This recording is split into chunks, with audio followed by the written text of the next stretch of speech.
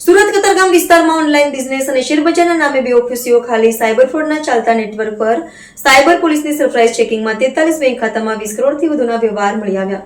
Cyber પોલીસે કતારગામ અને સરથાણામાં online ચાલતા બિઝનેસનો મોટો સાયબર ફ્રોડ ઉઘાડો પાડ્યો છે.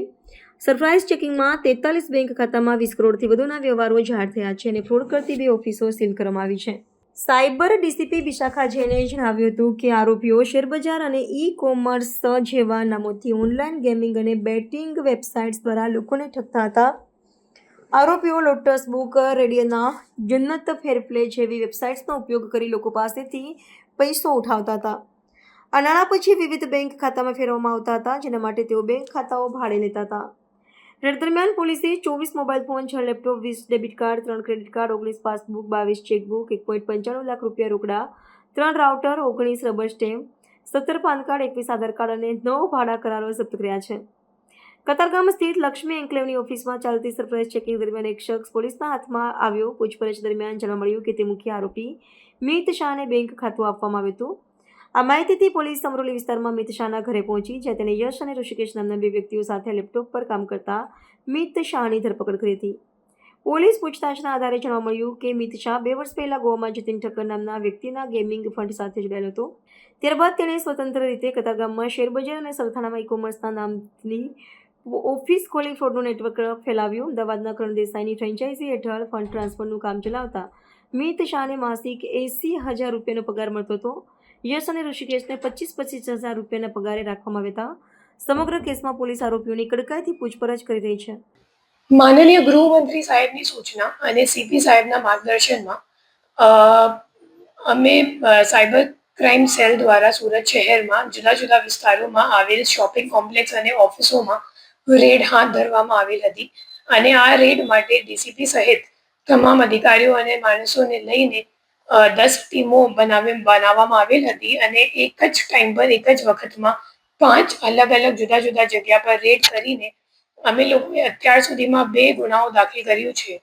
જે પહેલો રેડ હતો એ મેટાડો ટ્રેડિંગ એકેડમી નામથી ચાલતી એક એકેડમી જે કતારગામમાં ચાલતી હતી, ત્યાં રેડ કરવામાં આવેલ હતું અને ત્યાં જે ઉપસ્થિત જે પ્રેઝન્ટ માણસો હતા એમના ડીપમાં ઇન્ટેરોગેશન કરવામાં આવેલ હતી. તમામનો ફોન પણ ચેક કરવામાં આવ્યો હતો અને એક ફોનમાં જે વોટ્સએપ ચેટ શંકાસ્પદ લાગ્યું હતું વધુ તપાસ હાથ ધરવામાં આવેલ અને ત્યાંથી ખબર પડી કે 4 આરોપીઓ મિત, યશ, નિલેશ અને સંદીપ એવા 4 આરોપીઓ મળીને ખોટી રીતે લોકોને કમિશનનો લોભ લાલચ આપીને અલગ અલગ સેવિંગ બેંક અકાઉન્ટ અલગ અલગ બેંકોમાં ખોલતા હતા અને જે સાયબર ક્રાઇમનો જે ફ્રોડ છે એમાં જે પ્રોસીડ્સ આવે છે તો એ તમામ રકમને ઠેકાણે લગાવવા માટે આ તમામ અકાઉન્ટોનો ઉપયોગ કરવામાં આવતો હતો.